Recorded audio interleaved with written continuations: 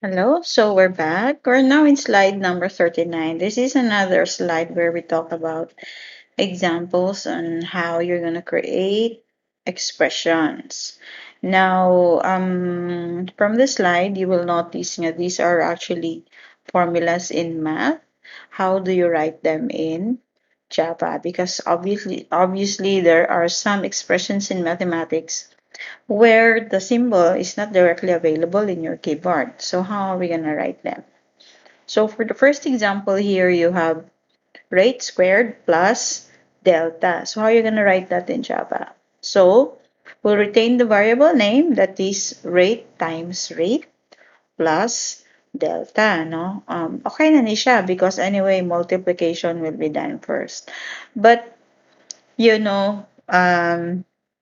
to make your code clearer, it would be nice if you're gonna add the parentheses. Okay, so how you gonna write that in Java in the program? So there is a tuang program. This is how you're gonna write it, no? Rate times rate plus delta. Of course, the variable rate and delta, you have to declare them depending on unsay type nga needed sa computation. So assuming rate and delta are both integers. Okay. So, and then since that is, and then the result of multiplying them, shall we say, we declare the variable result. So all formulas, you always have to store the result of the computation to another variable. So this time I'll just make use of the variable result. So you have the result gets rate times rate plus delta. That is the example there, diba? Rate times rate plus delta. Okay. So in all of these formulas that we have here, let us use the variable result. Okay. Now, for the next example, you have there 2 times salary plus bonus. So in math, when you write expressions like that, you have to add salary and bonus first. After that, you multiply with 2. So it is essential that there is a parenthesis. You retain the parenthesis when you write your Java expression. Now, in the case of salary of bono and bonus, what is the appropriate type that we will use for that? I know na kaning rate and delta wala ta nag-consider, no? Unsa man yung formula sa science or physics kaning rate times rate? Normally ang rate kay mura ra na siya. Ano siya eh. I think rate is more like a real value. So akong i-change ang data type, no? I will say rate is a double and delta. Sige, mo ano na ako ng double si rate and delta. Okay, most likely in science, that is a double, right? Now, how about salary and bonus? Ang salary naman gina siya, point something. The bonus po, parehas siya sa imuhang salary. So, now siya point something. So, the appropriate data type for salary and bonus is, what do you think? It should be double, di ba? So, ang result nato kay double naman na siya. Ito lang siya i-update. So, we have here result gets 2 times salary plus bonus. So, we have 2 times salary plus bonus. Okay, and never forget the semicolon afterwards. Okay, next. We have the formula 1 divided by time plus 3 times mass. So, in this formula, the way we understand this I think this is a physics formula, you have to do the bottom first, right? So, time plus 3 times mass. So, we need to put them inside a parentheses. And in the Java parenthesis, you will notice na the 3 times mass is also parenthesized pa yun. So, how do you write the parenthesis program or parenthesized expression in Java is at the last column? So, how about time and mass? What do you think is the appropriate um, data type?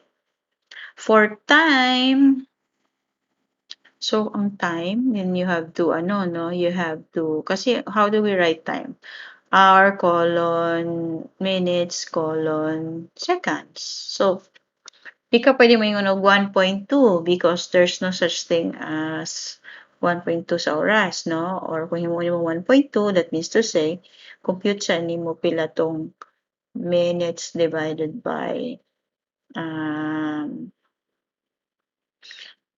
kung may kag 1.2 hours, that means to say, you have 2 over 60, right? Kaya para mahimo siyang, how do you compute 1.2? So, 1.2 times 60, that's the number of minutes para mahimo siyang 1.2 hours. That's 1.2 divided by 60. Okay. So, let us assume na ang time na lang is in terms of hours or in terms of minutes, no? So, in that case, if we assume it that way, pa-convert na to daan, then we can say, integer lang ang ako ang time. Gilamp na nimo ang hours, minutes, and seconds. Now, how about mass? Okay. Ang mass, depende po siya sa metric na gigamit. Kung mingon ka og do you allow 1.3 kilograms? Kana, pwede gyapon, no? 1.3 kilograms means to say 1.3 over times. Kung i-convert mo to, pwede siya convert to grams. So, sa man, it really depends on the problem, no? Yung data type. Kung you want to use whole number or you want to use real number. So, shall we say, gusto na ko in grams na siya daan. So, kung naka-grams na siya, most likely whole number siya. Pero kung allow ka og 1 point na ay decimal, then you have to use the data type double. Or shall we say, ako ang metric is in grams. So that means our mass is in whole number. Pwede po ba yaong 1.5 grams? I don't know. So just to say the problem says it has to be a whole number. Then that means you have to make use of it. But if you allow numbers nga na decimal point, then you have to use the data type double. Okay? So that means to say our result will be 1 divided by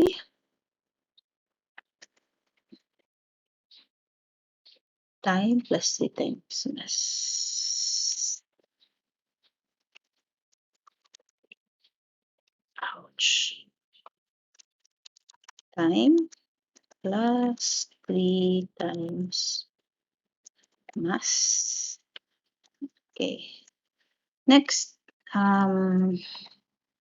we have the formula A minus 7 divided by T plus 9V. So again, in math,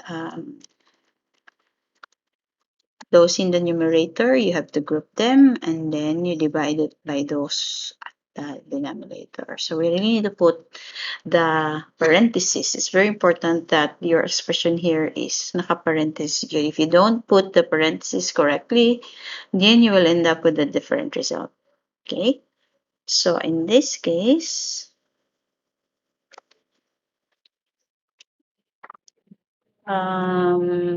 we have, yan ako ikuan na, kaya kong kopyaon.